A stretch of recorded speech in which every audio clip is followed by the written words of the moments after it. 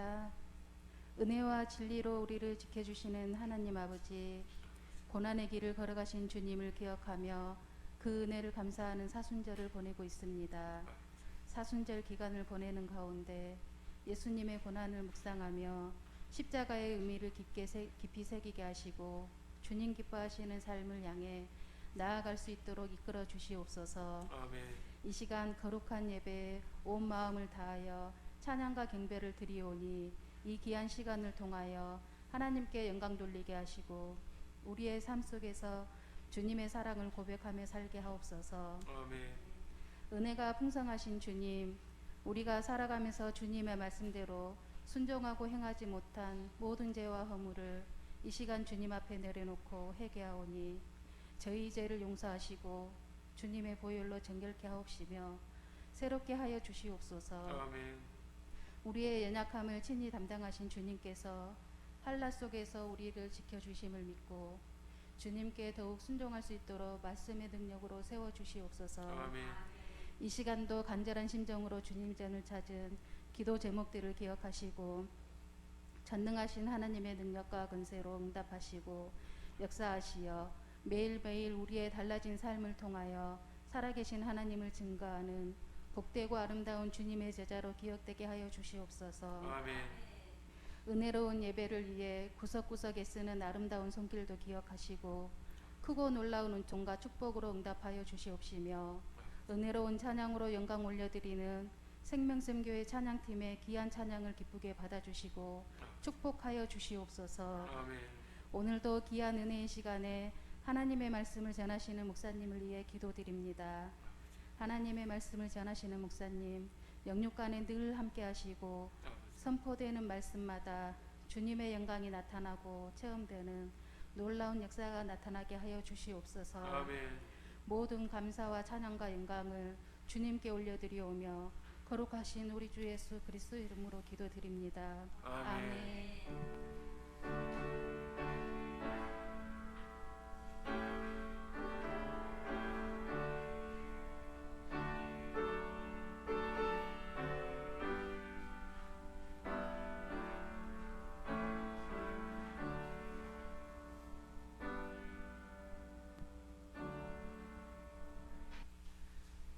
여호와의 말씀이니라. 보라, 날이 이르리니 내가 이스라엘 집과 유다 집에 새 언약을 맺으리라.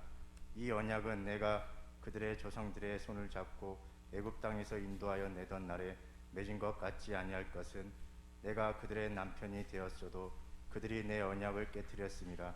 여호와의 말씀이니라.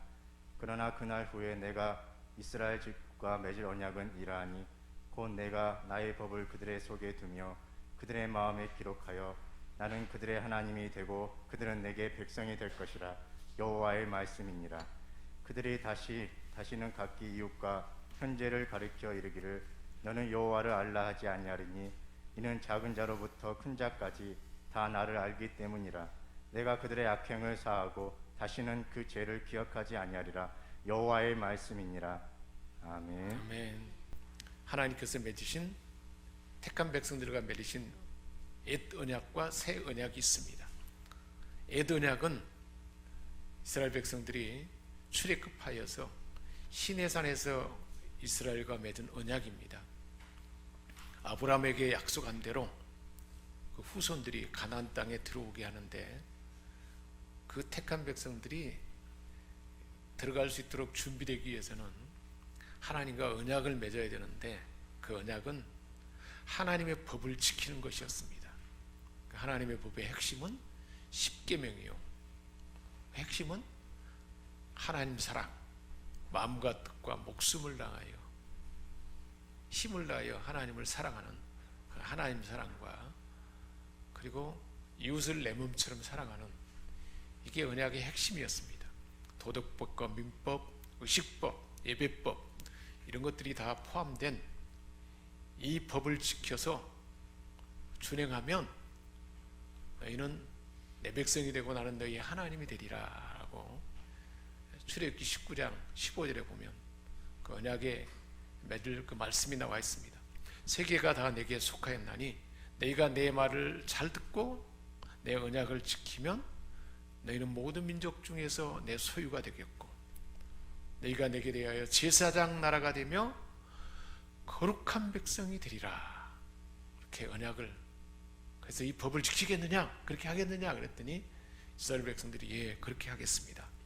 그리고 시내산에서 하나님이 친히 구름 가운데 우리 같은 소리가 들리며 하나님이 임재하셔서 하나님과 언약을 맺게 되고, 그 후로부터 언약 백성들에게 하나님은 특별한 은혜를 부어주셨습니다. 자기 백성들을 보호하셨습니다. 필요를 다 채워주셨습니다. 선지자, 제사장, 왕들을 통해서 하나님의 통치가 나타나게 하셨습니다. 그런데 마침내 한 발짝 한 발짝 하나님의 곁을 떠나더니 점차 멀어졌고, 결국에는 우상 숭배에 빠지게 되었고, 하나님으로부터 멀어지고, 하나님으로부터 멀어지면 특징은 어떤 것일까요? 하나님과 멀어지면 세상과 가까워지고 죄악을 더 가까이 하기 때문에, 그리고 사단의 영향력이 거세지기에 삶이 망가지고,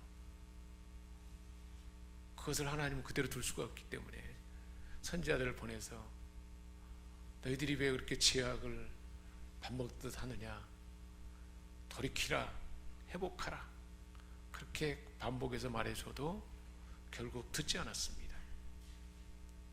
하나님이 징계를 하고 하나님이 채찍질하고 고통을 눈에 보이도록, 그래서 북쪽 이스라엘이 아수르에게 멸망을 당하고 남쪽 유다도 바벨론에게 1차 침공을 당해서 많은 사람들이 잡혀가고 고통을 당했습니다. 결국은 하나님의 영광이 떠났습니다. 하나님이 그 백성과 함께하지 않았습니다. 언약을 파기했기 때문에 하나님도 그 백성을 떠나게 되었고, 하나님이 떠나니까 하나님의 보호가 사라지잖아요. 하나님의 함께하심이 떠나가고 없어지니까 결국은 남쪽 유다도 바벨론에게 멸망당하고 성전은 완전히 초토화되고 파괴되고 말았습니다. 그런 그 언약을 깨뜨린 그런 상황 가운데 우리 하나님께서 오늘 에레미야를 통해서 주신 말씀이 오늘 말씀입니다. 31절, 여호와의 말씀이니라. 보라, 날이 이르리니 내가 이스라엘과 유다의 집에 새 언약을 맺으리라. 날이 이르리니, 때가 되면 그런다는 것입니다. 때가 되면 내가 이스라엘 집과 유다 집에 새 언약을 맺으리라. 그 날이 언제일까요? 그 날이 언제, 새 언약을 맺은 것이 언젠가를 계속해서 설명해 주고 있습니다. 그런데 이 새 언약은 얼마나 다른가? 32절에 내가 그들의 조상들의 손을 잡고 애굽 땅에서 인도하여 내던 날, 즉 시내산에서 맺은 것과 같지 않다. 새 언약은 그거 같지 않다는 거예요. 그 새 언약에서는 내가 그들의 남편이 되었어도, 하나님과 이스라엘 백성들이 얼마나 친밀했는가. 하나님이 남편이고 그 백성들은 신부였다. 남편과 아내의 관계처럼 늘 함께하는 관계에 있어도 그 백성이 언약을 깨뜨려 버렸다는 거예요. 그런데 이제 새 언약은 그렇게 깨뜨려지지 아니하는 완전히 다른, 차원이 다른 그 언약을 맺으리라 말씀한 것입니다. 이 새 언약은 그날 후에 회복되는 날, 이스라엘이 회복되는 날이고, 그것은 바로 메시아가 이 땅에 오는 날, 하나님의 아들 예수님이 이 땅에 오셔서 회복되는 그때가 바로 새 언약을 맺게 되는 때라 하고 말씀하고 있습니다. 그래서 새 언약을 맺을 때 그 맺을 언약은 어떤 특징을 갖는 것인가? 34절 중반에 내가 맺을 언약은 나는 그들의 하나님이 되고 그들은 내 백성이 될 것이다.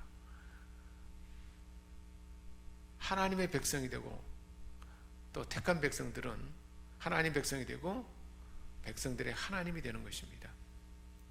그런데 그 말씀을 옛 언약에서는 돌판에 기록해 줬는데, 그리고 책에 기록했는데, 새 언약은 얼마나 다른가? 34절 하반부에 그 말씀을 그들의 마음에 기록할 것이다. 돌판이 아니라 언약을 지켜야 할 사람들의 마음에다가 기록해 버린다는 거예요. 마음에 기록해 버리면 전혀 잊어지지 않는 거죠. 그게 새 언약의 특징입니다. 전혀 다른 것입니다. 옛 언약은 남편이었어도 깨뜨려졌다. 함께했어도 깨뜨려졌는데 돌판에 기록되어 있고 책에 기록되어 있는 말씀이기에 그 말씀을 지킬 수가 없었다는 거예요.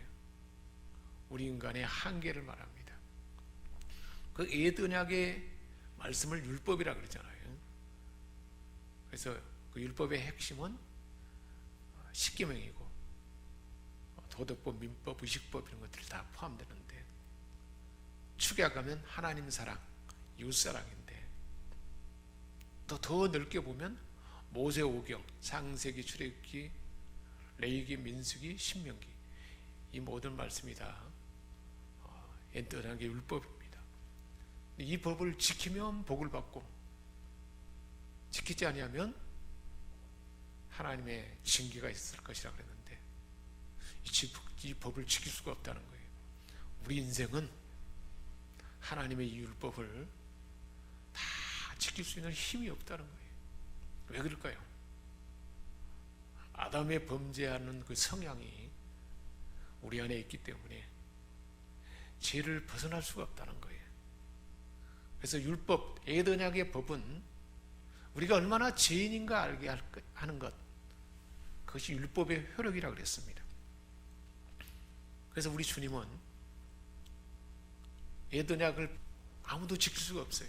그래서 그것을 완성하러 오셨다 그랬는데, 옛 언약을 지킬 수 못했던 그 대표적인 사례가 지난주에 주신 말씀 니고데모의 사례입니다.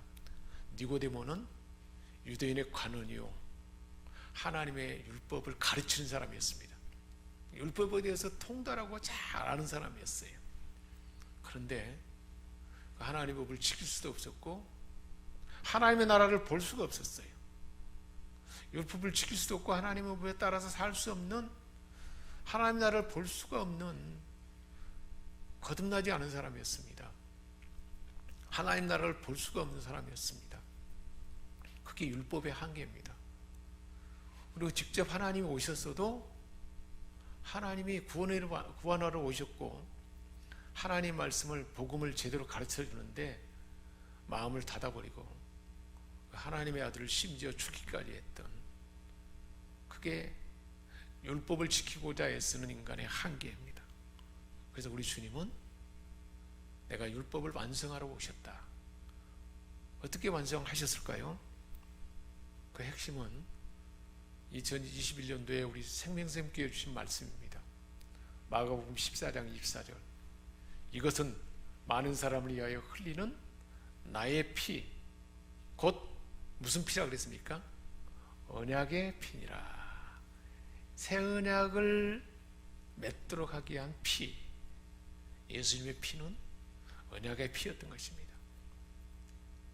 새 언약이 맺어져야 새로운 언약으로, 이제는 옛 언약은 돌판에 기록되고 종이에 기록됐지만 새 언약은 마음에 기록되는 이 언약을 맺어야, 그 언약이 맺은 후로 이제는 그 마음에 하나님의 법이 기록된다는 것입니다. 옛 언약에 의해서 드러난 법을 지킬 수가 없어서 결국은 하나님의 영광이 떠나가고 사망이 올 수밖에 없고, 지킬 수 없는 것을 하나님은 그대로 둘 수가 없기 때문에 새 언약을 맺고자, 인간의 한계를 극복하고자 율법을 완성하기 위해서 하나님의 아들을 보내셔서, 우리 주님이 왜 우리가 율법을 지킬 수가 없었을까요? 그것은 죄 때문입니다. 근데 죄가 해결할 수 있는 방법은 옛 언약 시대에서는 어린 양이, 죄 없는 어린 양이, 흠 없는 양이 죽임을 당해야 죄값을 받고 죽음을 당해야 제사함을 받을 수가 있었습니다. 죄 지을 때마다 양을 죽여야 돼요. 그런데 새 언약에 있어서는 하나님의 아들이 이 땅에 오셔서 영원한 속죄로 단번에 영원한 속죄를 이루셨습니다. 할렐루야. 그게 예수님의 언약에 피었던 것입니다. 이게 새 언약입니다. 그래서 제사함을 받게 하고 죄가 사라져야 이제 하나님과의 언약이 맺게 될 수 있고, 그리고 죄가 사라진 그 후에 제사함으로 끝나지 않았고, 죄가 사라진 그들에게는 하나님께서 영원한 생명을 준다고 했습니다. 지난주에 주신 말씀 그대로 하나님이 세상을 이처럼 사랑하사 독생자를 주셨으니 이는 누구든지 저를 믿는 자마다 멸망하지 아니하고 죄 때문에 망하지 아니하고 영생을 얻으리라. 하나님 나라를 볼 수 있는 거듭난 사람이 되는 영생할 수 있도록 하나님은 아들을 보내셔서 피 흘림으로 죄가 용서함 받게 하셔서 죄 용서함 받을 뿐만 아니라 하나님이 우리를 구원하기 위해서 아들을 보내신 예수를 믿는 자는 영생을 얻는 생명을 얻게 되는 것이기 때문에, 그래서 영생을 얻는 생명을 얻게 될 때 그것으로 끝나지 아니하고 성령님이 그 안에 오시잖아요. 성령님이 오셔서 이제는 하나님의 자녀인 것을 언약을 맺는 확증을 시켜준다고 말씀하고 있습니다. 그 말씀이 히브리서 10장 15절에서 16절에 우리에게 가르쳐주고 있습니다. 또한 성령이 우리에게 증언하시되, 성령님이 우리에게 확증한다는 거죠. 주께서 이르시되 그날 이후로는 그들과 맺을 언약이 이것이라, 하나님이 그들과 맺을 언약이 이것이라 하셨고, 내 법을 그들의 마음에 두고 그들의 생각에 기록하리라. 옛 언약은 어디에 기록했어요? 돌판에 기록했는데, 새 언약은 언약을 지킬 사람들의 마음에 기록하고 마음에 두고 그 생각에 기록해 버린다는 거예요. 구원받은 자녀들 안에 계신 성령님이 새 언약을 그 마음에 두고 생각에 기록하도록 확증시킨다는 것입니다. 얼마나 놀랍습니까? 하나님이 맺으리라고 약속하시고 그대로 맺게 되는 언약은 바로 우리 안에 내주해 계시는 성령님이 우리 마음에 하나님의 법을 둔다는 거예요. 어떻게 하나님의 법을 우리에게 둘까요? 성령님이 하나님의 율법을. 하나님 법의 핵심은 뭘까요? 하나님 사랑이잖아요. 마음과 뜻과 목숨을 다하여 하나님 사랑하는 것. 그래서 십계명, 신명기 모든 법의 핵심은, 율법의 핵심은 하나님 사랑과 이웃을 내 몸과 같이 사랑하는 것, 우리 이웃 많은 사람을 사랑하는 것, 이게 핵심인데, 그 하나님 사랑, 이웃 사랑의 법을 예수를 구주로 믿는 우리 안에, 성령님 우리 안에 딱 마음에 두고 생각에다가 기록해 본다. 이 생각을 기록한다는 건 내에다 기록해 본다. 내에다가 딱 우리 안에 확실히 기록해 버려요. 그래서 하나님 나라가 이제 열리는 거예요. 하나님 나라를 볼 수 없게 되었는데 예수를 구주로 믿는 순간에 성령이 우리 안에 오셔가지고 보증의 이름으로 딱 기록해 본다는 거예요. 그래서 로마서 8장에는 그렇게 말하는 거예요. 예수를 죽은 자 가운데 살리신 영이 너희 안에 계시면, 예수를 죽은 자 가운데 살리신 그의 영이 너희 안에 계신 그의 영으로 말미암아 너희가 하나님의 자녀인 것을 증언하시니라. 하나님을 향하여 아빠 아버지라 부르게 한다는 거예요. 하나님을 사랑하는 마음을 품게 하고 하나님을 사랑하는 마음을 심어본다는 거예요. 하나님의 법을 마음에 두고 우리 안에 기록해 본다는 것입니다. 할렐루야. 그 은혜가 우리에게 부어진 거예요. 그러니까 니고데모, 그리고 또 이제 니고데모뿐만 아니라 또 율법 선생이었던 사람이, 우리 주님이 이제 예루살렘에 가까이 왔을 때도 또 찾아왔습니다. 그래서 선한 선생님이요, 왜 나를 선한 선생님이라고 그러냐? 하나님의 아들인데 하나님의 아들 메시아로 앉지 않고 선한 선생님이요 라고 그렇게 찾아왔습니다. 그도 마찬가지예요. 그도 율법 선생이었는데 하나님 말씀을 가르친 자였는데 하나님 나를 볼 수가 없어요. 하나님의 아들이 성자 하나님이 와서도 받아들이지 않는 거예요. 결국은 지옥불에 떨어질 수밖에 없는 인생이 되고 만 것입니다. 그게 에덴하게 한 거예요. 그들은 율법을 지키고자 하는 사람이잖아요. 율법으로는 우리 인생이 구원받을 수 없고 율법은 단지 우리가 얼마나 죄인가를 알려준다는 거예요. 그래서 내가 너의 남편이었어도 지키지 않았지만 새 언약은 그렇지 아니하다. 왜냐하면 우리 마음에 심었기 때문에. 그래서 34절에 말하고 있습니다. 새 언약 아래에서는 너는 여호와를 알라 하는 말을 들을 필요가 없다 그랬습니다. 왜냐? 그들이 다시는 각기 이웃과 형제를 가리켜 이르기를 너는 여호와를 알라 하지 아니하리니. 왜 그러냐? 여호와를 알자라고 에덴약에 대해서는 제사장이나 선자들이 계속 여호와를 알라라고 알으라라고 가르쳐줘야 했습니다. 그러나 이제 하나님의 말씀이 마음에 새겨진 상태에서는 가르침이 없어도 가능하게 된다는 거예요. 요한일서 2장 20절에는 그렇게 이렇게 말하는 거예요. 성령의 기름 부음이 우리에게 아무도 우리에게 가를 필요가 없다. 성령의 기름 부음이 우리에게 알려준다는 거예요. 하나님의 법을 하나님의 뜻 다 알려준다는 거예요. 성령님이 알려준다는 거예요. 성령님이 알려주기 때문에 34절에 이는 작은 자로부터 큰 자까지 다 나를 알미라. 다 하나님을 아빠 아버지라 부르게 하고 하나님을 알게 되게 한다는 거예요. 누가 그렇게 한다는 것입니까? 성령님이 그렇게 한다는 거예요.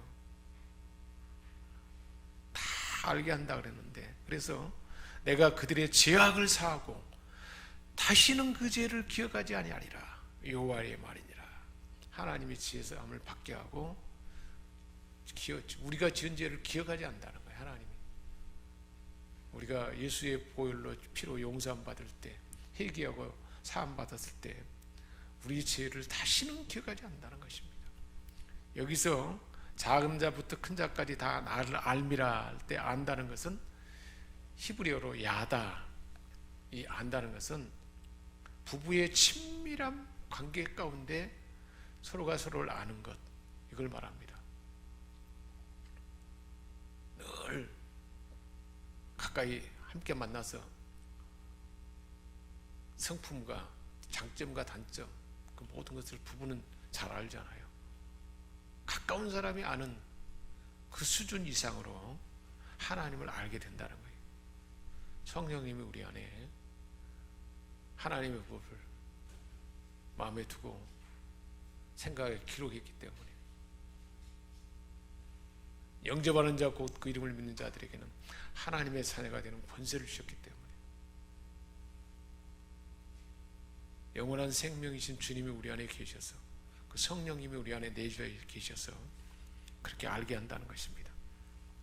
그래서 33절 하반부에 곧 내가 나의 법을 그들 속에 두며 또한 그렇게 그 안에 기록하리라 그랬는데, 그 보충 말씀이 에스겔 36장 26절 27절 말씀입니다.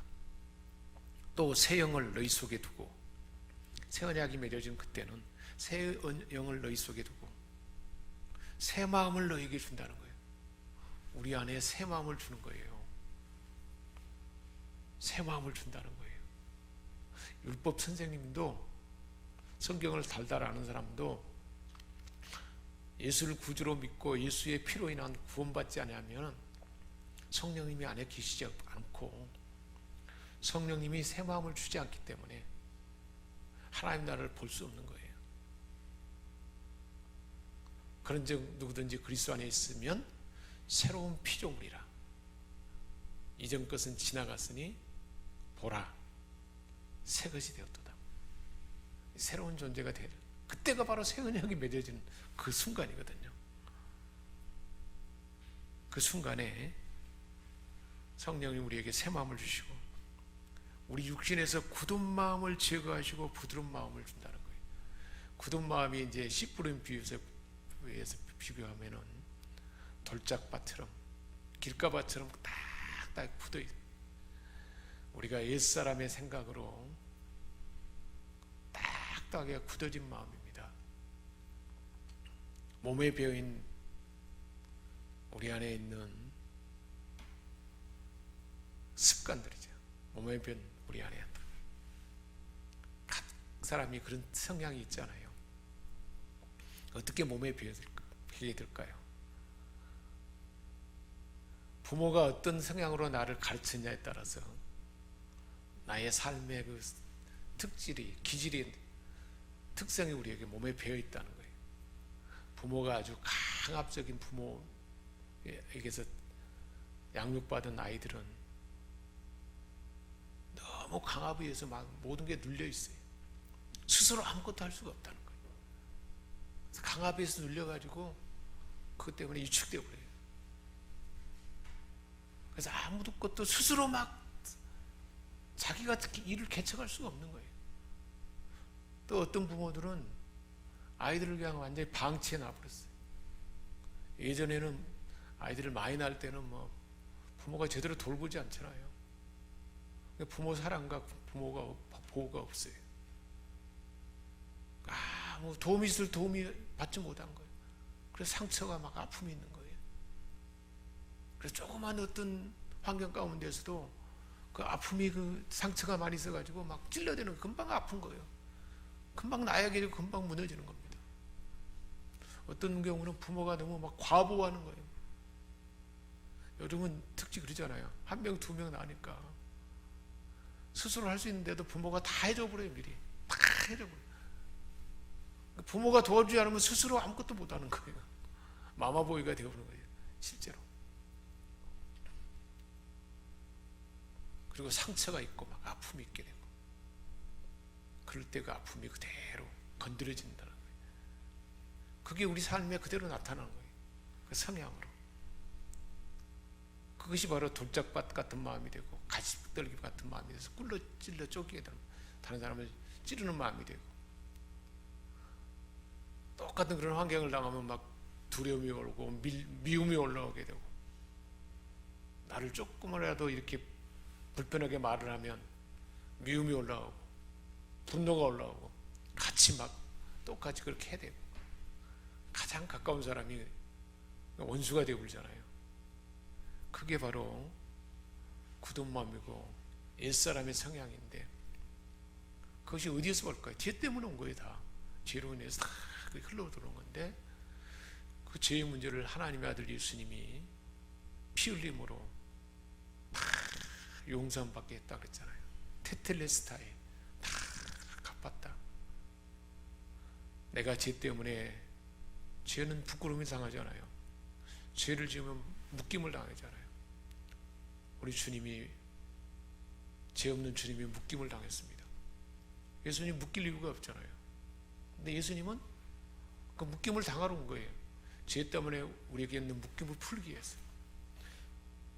예수님은 죄가 없어요. 근데 수치를 당했어요. 자원에서 수치를 당했습니다. 뺨을 맞기도 하고 막 침패기뜸을 당하고 옷이 빨가 벗겨지고. 왜 그랬습니까? 주님이 그 일을 위해서 우리가 죄 지은 데 때문에 수치를 담당하기 위해서 온 거예요. 그렇기 때문에 우리는 주님이 다 갚았기 때문에 그게 자유한 것입니다. 그것이 새 언약을 주기 위해서 온 거예요. 율법에서 해방되도록, 그 율법을 지킬 수 있도록. 로마서 8장 3절 4절이 말씀하고 있어요. 율법이 육신으로 말미암아 연약하여 할 수 없는 그것을 하나님의 법에 비춰보면 우리 육신이 할 수가 없는 거예요. 죄의 성향을 타고났기 때문에. 그런데 하나님은 하시나니 곧 자기 아들을 육신의 모양으로 보내요. 사람의 모양으로 보냈잖아요. 그래서 육신의 죄를 다 감당하게 해서, 육신의 죄를 그 아들에게 정죄해서 율법의 요구, 하나님의 법을 성취하기 위해서 주님이 다 완성했다는 거예요. 할렐루야. 이게 새 언약의 법입니다. 그래서 로마서 8장 1절 2절에는 그러므로 이제 그리스도 예수 안에 있는 자에게는 결코 정죄함이 없나니, 정죄함이 죄가 다 사함받았다는 거예요. 이는 생명의 성령의 법이 우리에게 하나님의 법을 심어서 죄와 사망의 법에서 너를 해방하겠습니다. 우리가 죄와 사망의 법에서 자유함을 얻을 수 없고 두려워하고 미워하고 염려하고 갈등 가운데 있는 것을 다 해방받겠다는 것입니다. 이게 바로 성령이 하신 역사입니다. 그 역사가 저와 여러분 안에 그대로 나타나고 역사하는 줄 믿습니다. 그런데 핵심은 그 안에 있어요. 로마서 8장 3절 4절에 보니까 육신을 따르지 아니하고 그 영을 따라 행하는 우리에게 하나님의 법을 행할 수 있다고 그랬어요.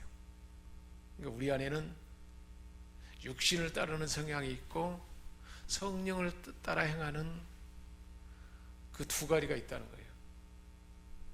우리에게는 늘 매 순간에 선택의 순간이 있다는 것입니다. 오늘 거룩한 주일인데 코로나19 때문에 예배드리기가 쉽지 않겠다. 그래서 집에서 예배드리는 사람도 있고, 또 혹 어떤 사람들은 이게 얼마나 좋은 꽃들이 많이 피었는데 꽃 구경 가자. 육신은 그렇게 가는 거야. 꽃 구경 가자고 가는 거예요. 근데 성령님은 우리 안에 하나님 앞에 예배드려야죠. 선택은 누가 하는가요? 내가 하는 거예요. 우리가 이 두 가지 가운데 어느 세력이 강하냐가 그 사람의 영적인 수준입니다. 세상에 늘 취해 있어요.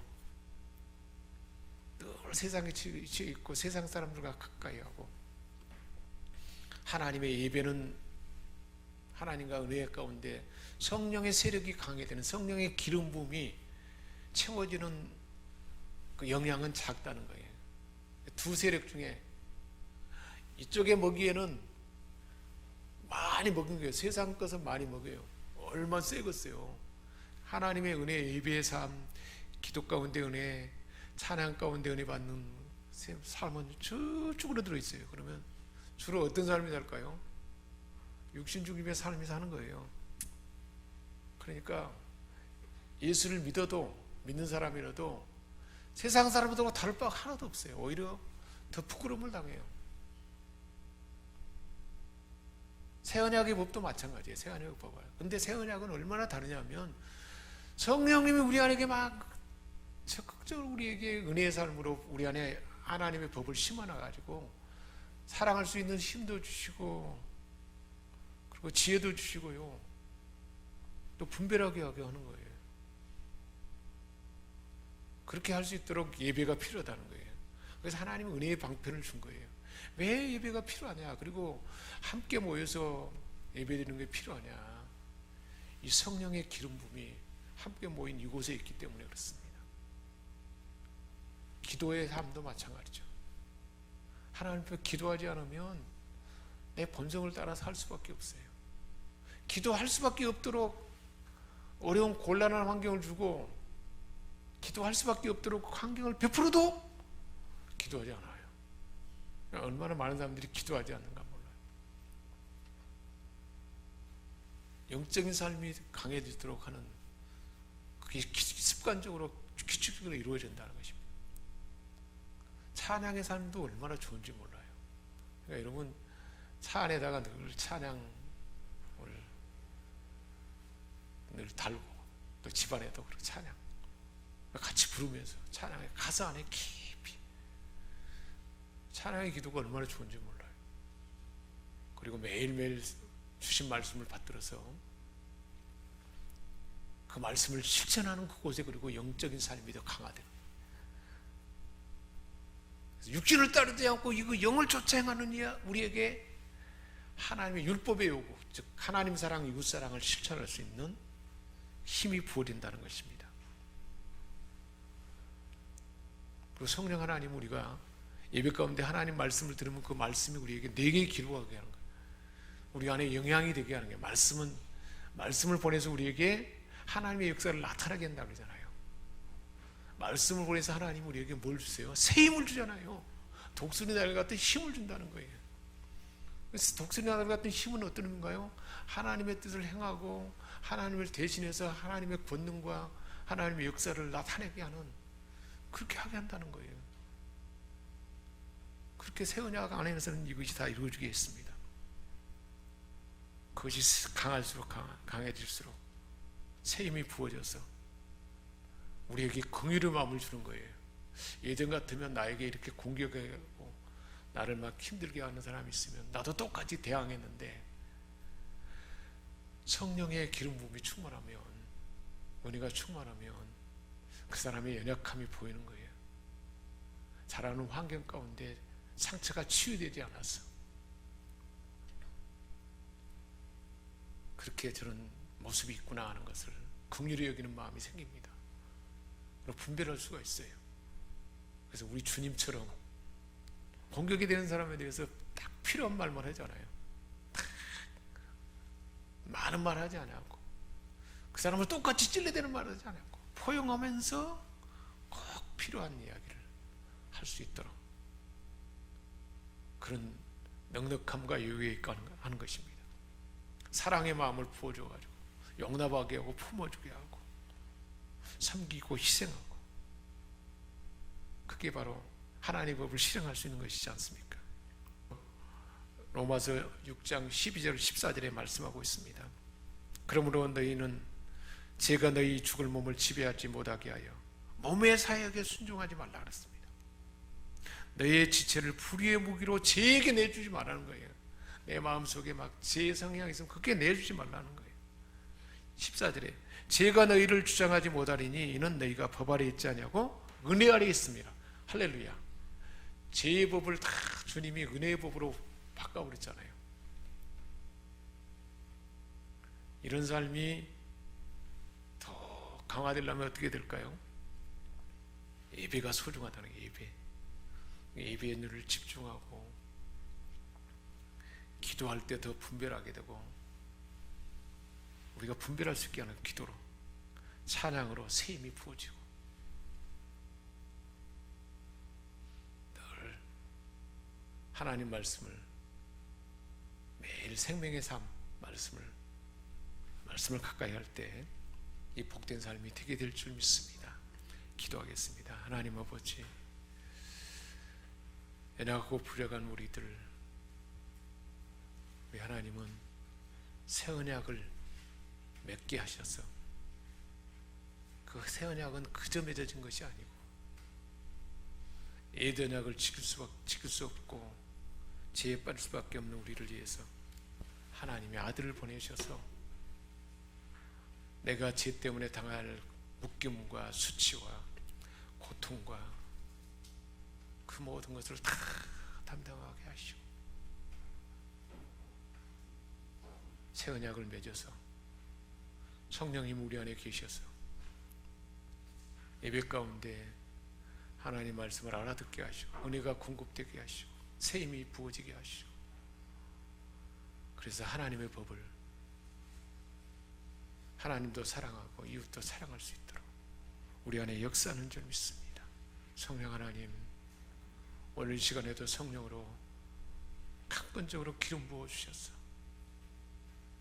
사랑하고 섬기고 연약한 자들을 긍휼히 여기며 포용할 수 있는 존귀한 하나님의 백성들을 다 되게 하여 주옵소서. 우리 주 예수 그리스도의 이름으로 축복하며 기도합니다. 아멘.